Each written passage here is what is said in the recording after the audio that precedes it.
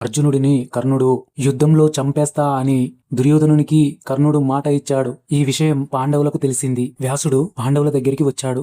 రాబోయే కాలంలో మహాయుద్ధం జరగబోతుంది. మీ దగ్గర ఉన్న ఆయుధాలు సరిపోవు. శక్తివంతమైన ఆయుధాలు కావాలి అంటే అవి దేవుళ్ళ దగ్గర ఉంటాయి. మీరు వాటిని తపస్ చేసి సంపాదించాలి. తపస్ ఎలా చేయాలో వ్యాసుడు అర్జునుడికి చెప్తాడు. మరుసటి రోజు ద్రౌపదితో అర్జునుడు కౌరవులను నాశనం చేయడానికి తపస్ చేయడానికి హిమాలయాలకి వెళ్తున్నాను అని ద్రౌపదికి చెప్తాడు. అర్జునుడు హిమాలయాలకు వెళ్తాడు. హిమాలయాలో అర్జునుడు శివుని పైన తపస్సు చేయడం ప్రారంభిస్తాడు. రోజులు గడుస్తున్నాయి. ఒకరోజు అర్జునుడు తపస్సు చేస్తుంటే అర్జునుడు చెవికి శబ్దం వినబడింది. అర్జునుడు కండ్లు తెరిచాడు.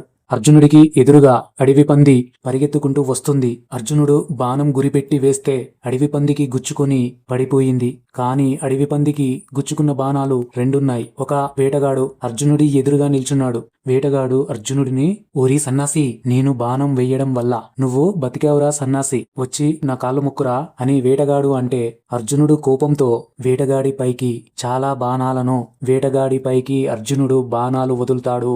ఆ వేటగాడు చాలా సింపుల్గా చేతిలో ఉన్న విల్లుతో ఆ బాణాలు అన్నిటినీ తుడిపేస్తాడు. అర్జునుడికి కోపం వచ్చి దివ్యాస్త్రం బయటికి తీసి వేటగాడి పైకి వదులుతాడు. దివ్యాస్త్రం వేటగాడికి గుచ్చుకుంది. కానీ వేటగాడికి ఏమీ కాదు. అర్జునుడు ఆశ్చర్యపోతాడు. అర్జునుడు వేటగాడిని కొట్టడానికి వస్తున్నాడు.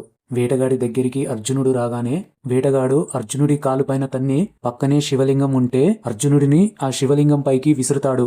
అర్జునుడు కోపంతో పైకి లేచి శివలింగం పైన దండ వేసి ఆ వేటగాన్ని కొట్టే అంత బలం కావాలి అని శివుణ్ణి ప్రార్థిస్తాడు. అర్జునుడు కోపంగా వేటగాడి వైపు తిరుగుతాడు. అర్జునుడు షాక్ అవుతాడు. శివలింగం పైన వేసిన దండ వేటగాడి మెడలో ఉంది. అర్జునుడికి అర్థమైంది. అర్జునుడు పరిగెత్తుకెళ్లి వేటగాడి కాళ్లను నమస్కరిస్తాడు. వేటగాడి రూపంలో ఉన్నది శివుడే. అర్జున, నీతో యుద్ధం చెయ్యాలి అనిపించింది, అందుకే ఇలా చేశాను. తర్వాత శివుడు పశుపాతాస్త్రం ఇస్తాడు. ఈ అస్త్రాన్ని బలవంతులపైన మాత్రమే ఉపయోగించాలి. అర్జునుడు దేవతల నుంచి ఇలా ఆయుధాన్ని పొందాడు. ఈ వీడియో మీకు నచ్చినట్లయితే లైక్, షేర్, సబ్స్క్రైబ్ చేయడం మర్చిపోకండి.